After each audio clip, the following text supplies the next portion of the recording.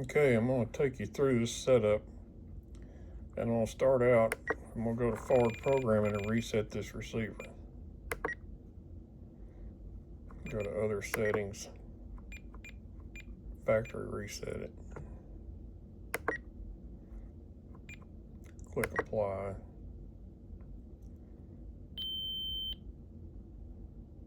All right, now the receiver's flashing because it went to bind mode. So we go to bind, and we tell it we want to bind. DSMX 22 milliseconds. Telemetry.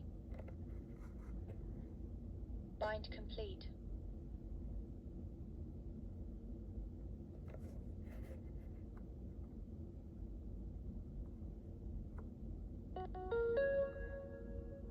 Okay.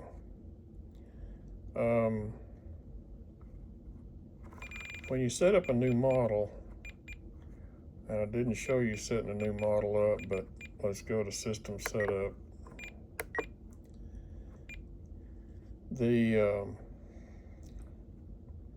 One of the first things you need to do is go to Aircraft Type and tell it how the servos are connected. So if you've got one aileron, in other words, if you got the two aileron servos are on a wire harness, that's one channel. What they're talking about here is one aileron channel, one flap channel, not the number of servos.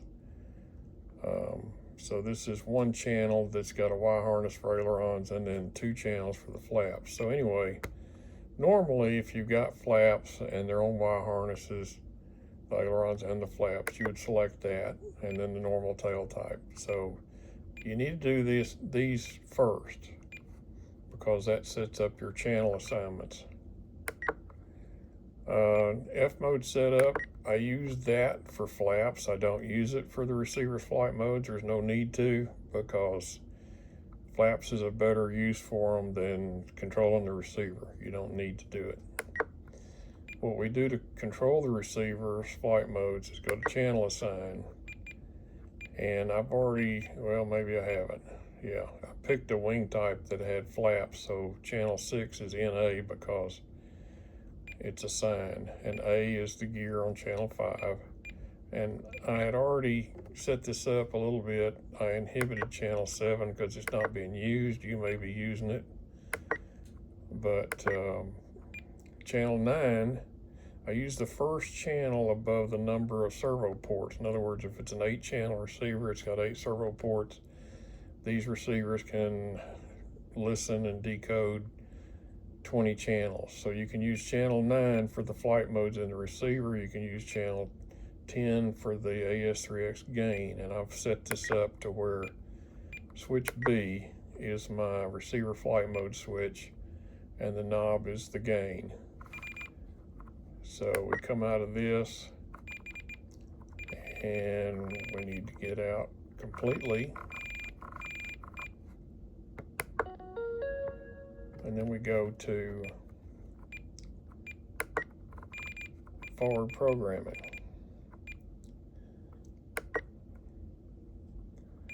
And then since I just factory reset it, it wants to do first time setup. So we do this. We make sure that everything is working correctly.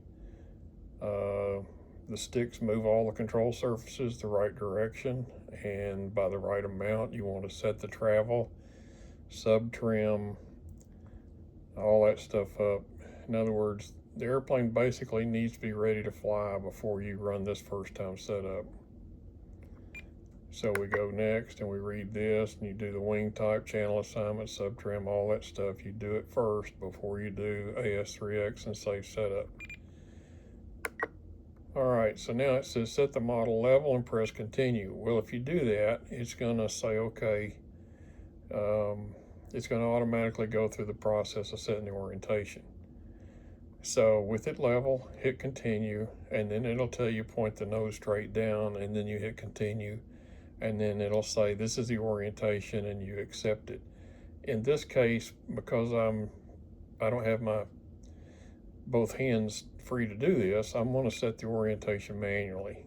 I recommend that you follow the continue method with the airplane level and then point the nose down. But for this, I'm going to use the manual method. Okay, now the gain channel. It wants you to select the gain channel. So if you look over here on the left, you'll see that channel 10 has a rotary knob assigned to it, where I did that in channel assign. So that's already done. So all you got to do is say next and apply it.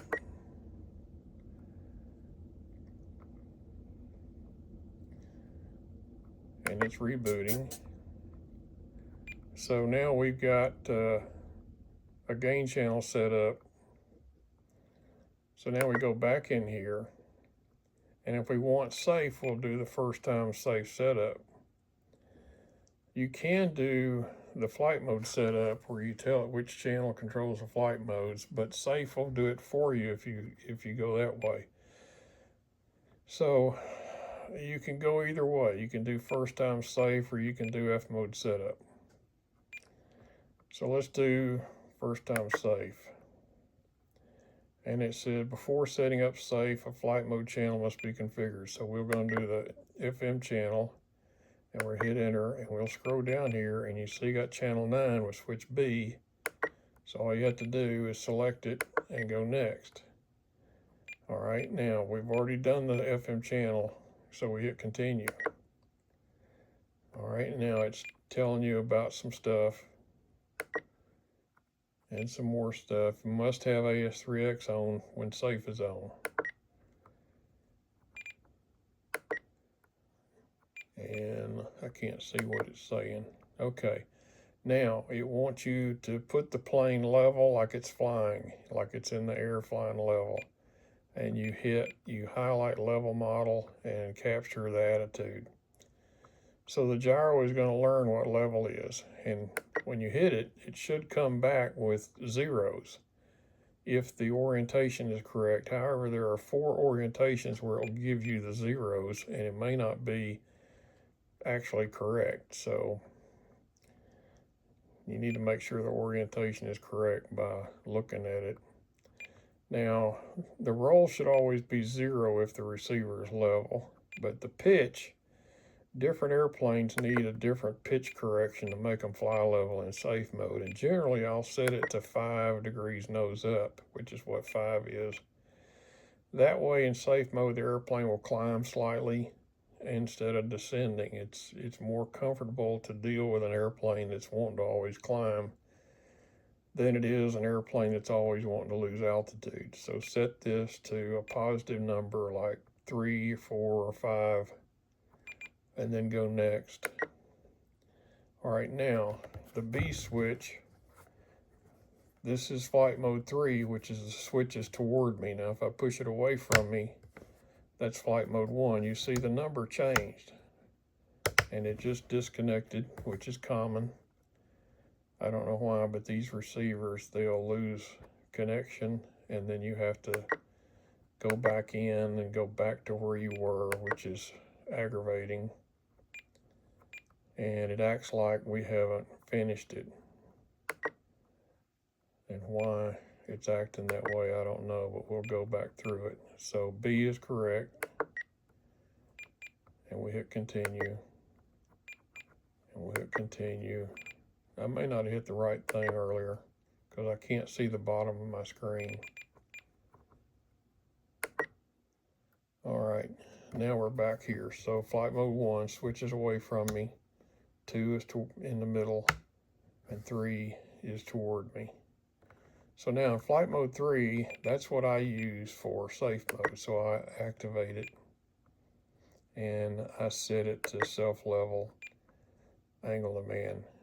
And then the limits, the roll limits are based on how fast the airplane is. If it's a trainer, set them to about 45 or 50. If it's a medium speed airplane, set them to 60 like they're already set. And then for EDF, you want to use like 80 or 85 for the bank limits. And then pitch down, a trainer, you might use 30 down and 45 up. or a jet, you might use 45 down and 55 up. I wouldn't use much more than that. So now we go back to flight mode 2 in the middle position, and safe is inhibited. In flight mode 1, safe is inhibited. So we'll go next, and we'll click apply. I don't think we got to do this earlier. I think that's why I wanted to go back through it again. Okay, the servos danced 2 times, so we know safe is activated. So now we go back in, and now you don't have that first time setup stuff. We've taken care of it. So now you need to go in here to flight mode setup and tell it what you want the different flight modes to do. So flight mode 1, you might turn AS3X off to where all of these are inhibited, and that turns the gyro completely off. So you got one switch position where the gyro is disabled, which is good to have when you're learning and you're not sure which direction is correct on the gyro, when the gyro corrects for turbulence or whatever. And in the middle position, we got AS3X active, and the rest of these we don't turn on. We don't use panic. And then safe is, AS3X is on in safe mode. Safe self-level is activated. You should enable low throttle to pitch because you need that. And I just hit the wrong button. Like I said, I can't see the bottom of the screen. But in safe mode, you need it to lower its nose when you throttle back. So you want to enable the low throttle to pitch mix right there. I don't use the high throttle because I don't want my airplane to climb in safe mode, and I don't use panic. So flipping the switch back to the middle, we're good there, and we're good there. So we'll get out of this, and then AS3X gains, they default to, well, in flight mode 1, remember I turned the AS3X off, so the gyro's off, it's a blank screen. Flight mode 2, the gyro, the AS3X is on, so it says 40, 50, and 60, that's default. And then flight mode 3 is the same thing, so that's good. And in priority, leave these set to 140, and you have to flip the switch to each of the 3 positions and make sure they're all set correctly. So flight mode 1, the gyro is off, so it doesn't show you the priority. And the receiver just disconnected again. Come on, timeout, there it went. You gotta go back in there again. It may be because of the proximity of my transmitter to the receiver. Don't get your transmitter too close to the receiver when you're setting it up. But anyway, priority, leave it set to 140 and everything. Heading, you don't need heading generally. Stop, lock, release rate, leave those alone to begin with. Gain sensitivity, you need to set that to 0.5x. And then fixed adjustable, it's supposed to default to adjustable, and it will. So leave those alone. Notice there's 3 flight modes. You have to flip the switch to see each one of them. And then capture gyro gains. We haven't gone to the gain channel yet, so let's look at the gain channel. Gain channel's here, channel 1. And I named the channel gain. I renamed the channel. It used to say aux 5, I think. The aux numbers are confusing. You might want to write down what channel you use for what, because I can't remember aux 3, 4, or 5. You want the axis set to all so that the gain adjusts all 3 at the same time. Although you can set it to 1 at a time and adjust each one individually, but it's really not necessary. So the gain channel, if we go in here, well, well, you see as I move the scroll wheel, it shows, I named the gyro channel. I named channel 9 gyro, and I named channel 10 gain, and AS3X, and then all, and normal. So that's set. So if we go back and we go to, let's see, AS3X, I'll show you in capture gyro gains. All right, now in flight mode 1, remember the gyro is off, so there won't be any gain. Flight mode 2, see the knob changes it, the knob adjusts it. I would start with the knob turned all the way to the left and then turn it up gradually as you're flying. And if the plane goes into oscillation at full throttle, you need to turn it down some. But don't do the capture gyro gains right there until you've got the gain set. You need to fly it, turn the gain up until it oscillates, and then turn the gain down a little bit. And then if you want the gains to be set to fixed and those values, then you come here and you capture the gyro gains right there.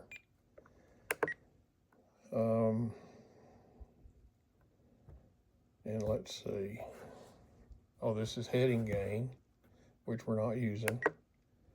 And then what is this? Does it say? I don't think it's not saying which gains. I don't know if it was stop lock or what.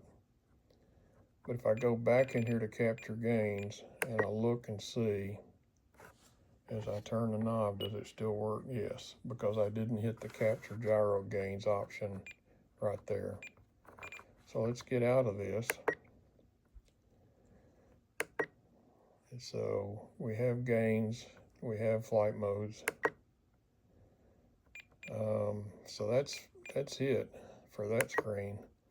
Now safe settings, you can go back through these. You got safe gains, and flight mode 1 and 2 safe is turned off, so it's a blank screen. And then flight mode 3, I enabled it for flight mode 3. Now I would turn this one down to say 30, and I would turn this one up to 45 or 40. I like to run more pitch gain than standard and less roll gain than the default. The default is 35 for each one. So turn the roll down to 30 and the pitch up to 40 or 45. And then angle limits, we saw these earlier. These are based on, the bank limits are based on the speed of the plane. The faster the plane, the higher the bank angle needs to be set to, so that the plane will turn within a reasonable distance. So we've been through this. And no reason to use adjustable safe gains. You better not use them. Just leave them set to fixed, and you do not have to capture the gains unless you were to use adjustable, but you don't need to use adjustable on safe. You need to use adjustable on AS3X, but not safe. Okay, so that's that. And anytime you make a change in the transmitter, you need to hit the relearn servo settings and click apply. Oh, make sure it says all, and then click apply, and the transmitter will tell the receiver what the servo travel is set to and the sub trims and all that stuff. It needs to know all that. So hit complete when it's done. And then don't mess with failsafe. We don't need to bind it. The frame rate, if you're using digital servos, set the servos to 11 milliseconds. The retracts and the throttle and everything else, actually the throttle set to 11 also. But use 22 milliseconds unless the port has a digital servo connected to it. And then factory reset, and then restore from backup and save to backup. If you get the receiver set up the way you want it, I would save the settings to backup so that if you mess the settings up later on, you can restore them from the backup right there. And then, let's see, have we been through everything? Nose wheel gyro, I've been playing with that some. You can change the orientation if it turns out to be wrong. In other words, if you do the gyro response test, you may have to redo the orientation. Under utilities, here's the gyro response test. When you're in this screen here, you can pick the plane up and tilt it to the right, tilt it to the left. Whichever wingtip is up, that aileron needs to be up also to push that wingtip down. If you raise the tail, the elevator should come up. If you lower the tail, the elevator should go down. And then the rudder, you have to open the throttle over 25% to enable AS3X. And then you hold the plane out in front of you with the tail away from you, and you rotate your body to the left and the right, and the rudder should lead. Whichever way you move, the rudder should deflect in the direction that the tail's moving. And that would make it try to stop the rotation if it were flying. So anyway, that's pretty much set up.